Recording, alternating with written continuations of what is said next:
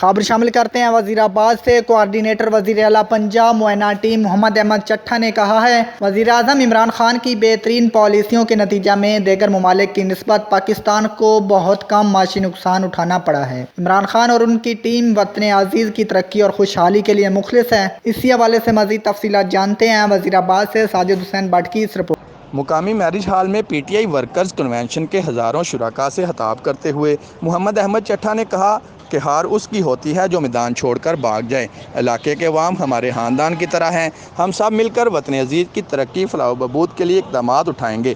मुखालिफ सियासी फरीक अपने दिमाग से ये बात निकाल दे कि पीटीआई इंतशार का शिकार होगी और PP51 का ज़िमनी इंतखाब जीत ना सकेंगे। उन्होंने कहा कि हमारे साथी वर्कर मुखालफिन को ऐसा मौका नहीं देंगे जिससे उनके अवाम तरक्की दुश्मन एजेंडे को फ़रोग़ मिले। उन्होंने कहा कि पार्टी ने ज़िमनी इंतखाब के लिए चौधरी मोहम्मद यूसुफ को नामज़द किया है। हम मिलकर उनकी जीत को यकीनी बनाएंगे। साबिक़ टिकट होल्डर शबीर अकरम चीमा पार्टी के मेहनती वर्कर और हमारे अच्छे दोस्त हैं। वो इमरान खान के विजन के मुताबिक मुल्क की तरक्की खुशहाली के मिशन में हमारे साथ साथ हैं।